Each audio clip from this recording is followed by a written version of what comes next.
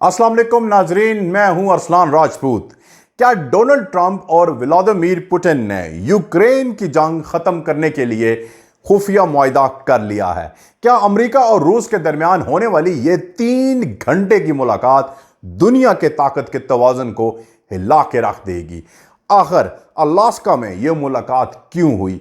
क्या Vladimir Zelensky को नजरअंदाज करना किसी बड़े गेम प्लान का हिस्सा था? अगर आप ये सब जानना चाहते हैं तो वीडियो को आखिर तक लाजमी देखें, क्योंकि जो हकायक हम आज आपके सामने रखेंगे वो दुनिया को हिला देने के लिए काफ़ी हैं।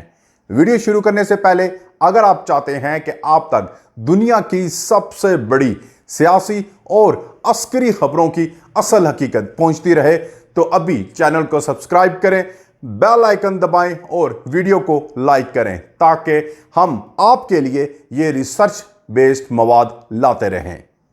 अलास्का में ट्रंप और पुतिन की मुलाकात क्यों अहम थी? अलास्का में होने वाली इस मीटिंग को दुनिया भर में हैरत और तजस्सुस की निगाह से देखा जा रहा है। 3 घंटे तक जारी रहने वाली यह बातचीत ना सिर्फ यूक्रेन की जंग बल्कि आलमी सियासत में ताकत के नए तवाज़ुन की बुनियाद बन सकती है। सवाल यह है कि इन दोनों लीडर्स ने आखिर बंद कमरे में कौन सी बातें की? क्यों अमरीकी सदर ने कहा कि हम किसी नतीजे पर नहीं पहुंच सके और फिर भी इस मुलाकात को 10 में से 10 नंबर दिए गए? इसका जवाब जानना जरूरी है, क्योंकि यह महज अल्फाज नहीं बल्कि इसके पीछे एक बड़ा पैगाम छुपा हुआ है। ट्रंप ने मीडिया को यह तासुर दिया कि कोई डील नहीं हुई, लेकिन साथ ही यह भी कहा कि यूक्रेन तनाज़ा के हल में पेशरफ्त जरूर हुई है। यह बात हैरान कुन है, इसलिए भी है कि अगर कुछ तय नहीं पाया तो फिर ट्रंप ने यूक्रेन के सदर व्लादिमीर ज़ेलेंस्की पर क्यों जोर दिया कि वो कोई मुआहदा कर लें? इससे साफ जाहिर होता है कि बंद दरवाजों के पीछे कुछ ना कुछ ऐसा जरूर हुआ है जिसे अभी दुनिया के सामने लाना मुनासिब नहीं समझा गया। क्या यह मुमकिन है कि ट्रंप ने पुतिन को कायल कर लिया हो कि जंगबंदी या किसी कैदियों के तबादले पर इत्तेफाक राय हो जाए, या फिर यह सिर्फ एक सियासी चाल है ताकि ट्रंप खुद को अमन कायम करने वाले लीडर के तौर पर पेश कर सकें? अब सवाल यह है कि ज़ेलेंस्की को क्यों नजरअंदाज किया गया? यह भी एक बड़ा सवाल है कि जब ये मुज़ाकरात यूक्रेन के मसले पर थे तो फिर व्लादिमीर ज़ेलेंस्की को इजलास में क्यों नहीं बुलाया गया? क्या अमेरिका और रूस दोनों ये पैगाम देना चाहते हैं कि असल फैसले उन्हीं के हाथ में हैं और यूक्रेन महज एक मोरा है? अगर ऐसा ही है तो फिर इसके आलमी असरात बहुत गहरे होंगे, क्योंकि इससे जाहिर होता है कि छोटे ममालिक की किस्मत बड़ी ताकतें अपने मफाद में तय करती हैं। नाजरीन, ट्रंप की गर्मजोशी क्या इशारा दे रही थी जब वो पुतिन से मिले? मुलाकात से पहले एयरपोर्ट पर ट्रंप और पुतिन के दरमियान होने वाली गर्मजोशी और 2 बार मुसाफा महज रस्मी नहीं लगती। ये दोनों रहनुमा इस मुलाकात में मुस्कुराए, खुशगवार मूड में दिखाई दिए और फिर ट्रंप की लेमोजीन में इकट्ठे रवाना हुए। ये मनाजिर दुनिया को एक पैगाम दे रहे थे कि दोनों लीडर्स के दरमियान कोई बड़ी अंडरस्टैंडिंग पैदा हो रही है। रूसी तर्जुमान दिमित्री ने इस मुलाकात को इंतहाई मुस्बत करार दिया और यह बात भी बताई कि दोनों रहनुमाओं ने सहाफ़ियों के सवालात क्यों नहीं लिए। उनके मुताबिक मुकम्मल बयानात दे दिए गए थे, इसलिए मजीद सवालात की ज़रूरत नहीं थी। लेकिन क्या यह हकीकत है या असल मकसद कुछ छुपाना था? अमरीकी मीडिया और आलमी तज्जियाकार कह रहे हैं कि ट्रंप, जो खुद को अमन कायम करने वाला और डील मेकर कहते हैं, वो अलास्का से कोई बड़ी कामयाबी हासिल नहीं कर सके। रूसी ज़बान के एडिटर, उनका कहना था कि सालों की कोशिशों के बावजूद पुतिन के मौक़िफ़ में बड़ी तब्दीली नहीं आई। लेकिन ट्रंप के बयानात इस तासर को कमज़ोर करते हैं, क्योंकि वो बार बार कह रहे हैं कि पेशरफ्त जरूर हुई है। इस मुलाकात में ट्रंप ने कैदियों की फहरिस्त का जिक्र क्यों किया?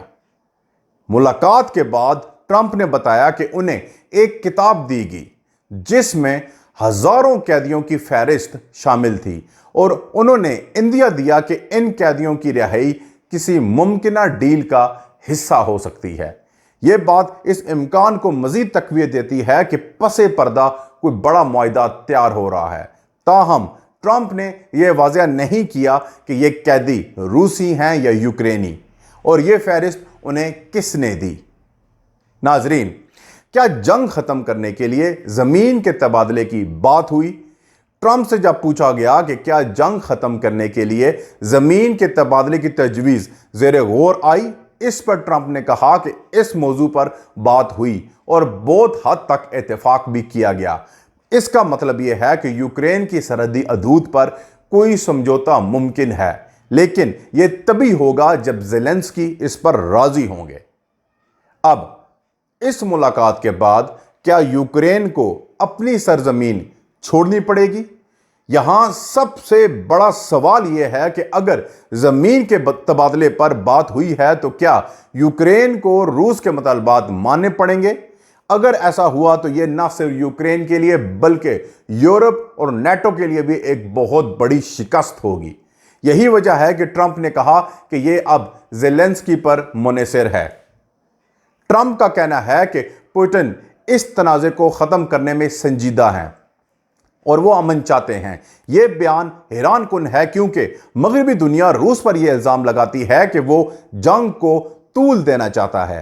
क्या ट्रंप के इस बयान का मतलब यह है कि अमेरिका की हिकमत अमली बदल रही है, या फिर यह ट्रंप का इंतखाबी कार्ड है ताकि वो अपनी सियासी पोजीशन मजबूत कर सकें?